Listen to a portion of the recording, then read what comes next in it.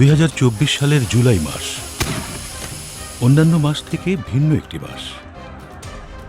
31তম দিবস পার হয়েও জুলাই গণনার দিক থেকে আগস্টকে গ্রাস করে।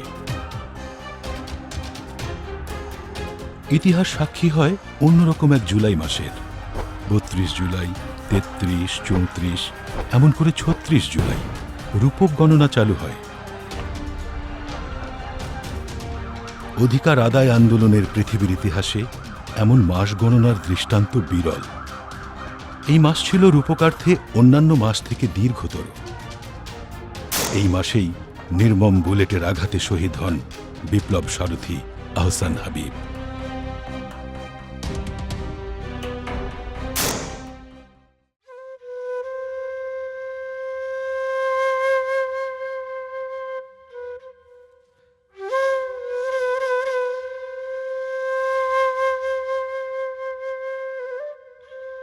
কিছু মৃত্যু শুধু একটি জীবন নয়, ভেঙে দেয় শত স্বপ্ন।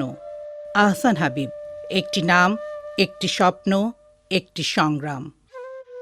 এক সাধারণ পরিবারের সন্তান। জুলাই বিপ্লবে তিনি জীবন বিসর্জন দেন নির্মম বুলেটের আঘাতে, কিন্তু তার স্মৃতি থেকে যায় হাজারো হৃদয়ে।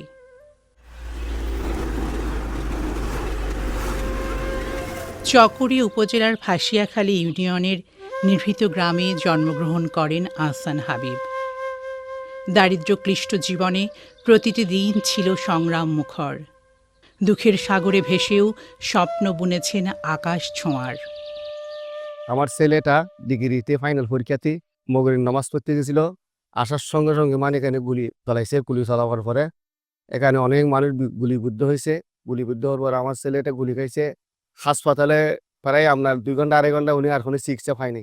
শ্বাস পাওয়ার মতো একটা নলিপিট করেছে। এখান থেকে উনি শ্বাস নিয়েছিল। শ্বাস নেওয়ার পরে একটার দিকে আপনার এই সিটাং পথে প্রায় কেরানি হাটে ওনার ফরান চলে গেছে উনি। বাবা হেলাল উদ্দিন একজন সবজি বিক্রেতা। মা হাসিনা বেগমের কোলে বড় হওয়া আহসানের ছোটবেলা কেটেছিল সাদা সিধে জীবনের 8 প্রহরে। 2 বোন ও 2 ভাইয়ের মাঝে আহসান হাবিব ছিলেন বড় ভাই। এরকম জ্বালা ঘোরা আর দুনিয়ার নাই, যে হারাইতে বুঝে পারে। এত দুঃখ আর নাই। এই দেখি আমার পর্যন্ত শেষ নাই। আজ বলি যাবার কিছু নেই। বাড়ি হইলে বাগে দুনিয়ায় বলি যা বাড়ি যাই গই আর হইতে পারে না।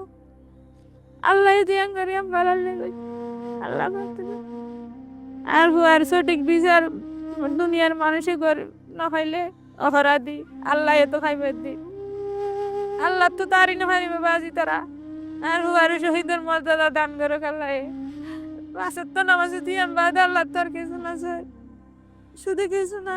আর মা ডাকেবি আন্দার মূল্যবাদী দুনিয়ার মানুষ কেউ দিন মারিব।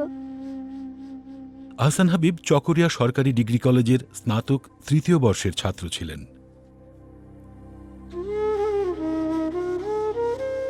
পুরোকান সবজির দোয়ান আসিল আর কিছু গরু চাল ফালিতাম। এই ইনকাম দিয়ে পঞ্চায়েতের লাহাগড়ার খরচ দিতাম। আল্লাহ বরহত দিত বা যেড়ে ইতার খরচও চালাইতো, ভাই বোনেরও কিছু খরচ দিত। আর বস চেষ্টা করছি হস্তই করছি চুড়া হারা লইতে পারবি গরুর লাই ঘরের লাই ভাই বোনের লাই হস্ত সফল নয়টা আল্লাহ। পরিবারের আর্থিক কষ্ট মেটাতে চাকুরি নেন নিরাপত্তা কর্মী হিসেবে একটি বেসরকারি প্রতিষ্ঠানে। দায়িত্ব পালন করতেন কক্সবাজারের বিআরবি কেবলের শোরুমে। চাকুরির সামান্য আয় দিয়েই চলত তাদের পরিবার। ও গুরুপুরের একজন এমপ্লয়ি ছিল, আমাদের এখানে পোস্টিং ছিল, মানে আমাদের এখানে কাজ করত। কিন্তু ও লেখাপড়া করতো চকরিয়া কলেজে, পাশাপাশি আমাদের এখানে চাকরি করতো আর। প্রথমত হচ্ছে আমার ভাই আমার হাতেই মৃত্যুবরণ করছে। আমার বেশ কষ্ট যে গুলিবিদ্ধ হয়ে চিটাগং নিয়ে যাওয়ার সময় আমার ভাই যে কষ্টগুলি, এটা আমি আমার মৃত্যুর আগে পর্যন্ত আমি বলতে পারবো না। আমার ভাইয়ের সব স্বপ্ন তছনছ করে দিয়েছে। আমার ভাই ভালোভাবে টাকা করে একটা মানুষের মতো মানুষ হবে, কিন্তু এই স্বপ্ন দূরের সাথে মিশিয়ে দিয়েছে ওই স্বৈরাচারের দূষররা।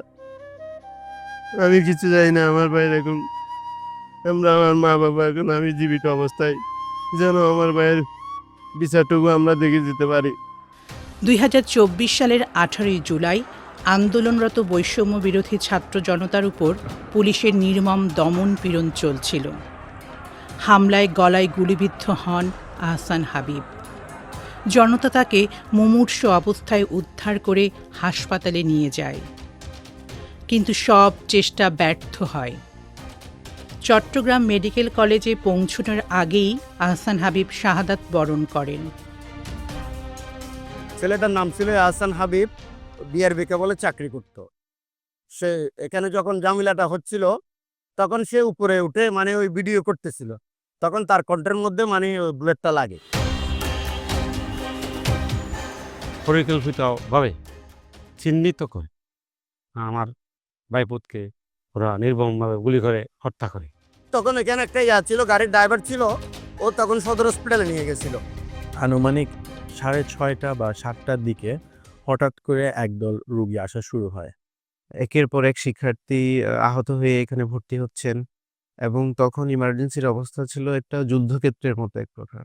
তো আমরা কি করছিলাম, রোগীগুলোকে ডিসপার্স করার চেষ্টা করছিলাম, যে প্রিমিটিভ যেটা ট্রিটমেন্ট লাগবে, যাদের একটু ছিঁড়ে গেছে, একটু কেটে গেছে, ওদেরকে সরিয়ে রেখে যেগুলো আর্জেন্ট রেড কেসেস ওগুলো আমরা সর্ট আউট করার চেষ্টা করছিলাম। আর্জেন্ট রেড কেসেসের মধ্যে কয়েকটা রোগী ছিল, তার মধ্যে আহসান হাবিব হচ্ছেন একজন। সে সময় যাদের অবস্থা বেশি খারাপ ছিল তাদেরকে চিটাগাংয়ে রেফার করা হয় এবং রেফার করা অবস্থাতেই আমরা শুনেছি যে দুজন সে সময় প্রতিমধ্যেই শহীদ হন। তার মধ্যেই একজন হচ্ছেন আমাদের আহসান হাবিব। যে আমার ভাইয়ের যে কষ্টটুকু আমি দেখছি, এটা ভাই হিসাবে আমি মেনে নিতে পারতেছি না। জুলাইয়ের রাত, সন্তানহারা মায়ের আর্তনাদে প্রলম্বিত বিষাদের প্রতিধ্বনি। জুলাইয়ের আলোফোটা ভোর, সন্তানহারা পিতার অশ্রুভেজা পবিত্রতা। জুলাইয়ের দুপুর, পুত্রশোকে কাতর মাতার গগন বিদারী আর্তনাদ। জুলাইয়ের বিকেল, পিতাহারা শিশুর শূন্য মরুভূমি। জুলাইয়ের সুর ট্র্যাজেডির। জুলাইয়ের রং কখনো লাল দ্রোহের, কখনো বিপ্লবের। জুলাইয়ের রং কখনো কালো শোকের, কখনো সাদা শান্তির। জুলাইয়ের রং শহীদ আহসান হাবিবের রক্তভেজা দ্রোহ কান্না।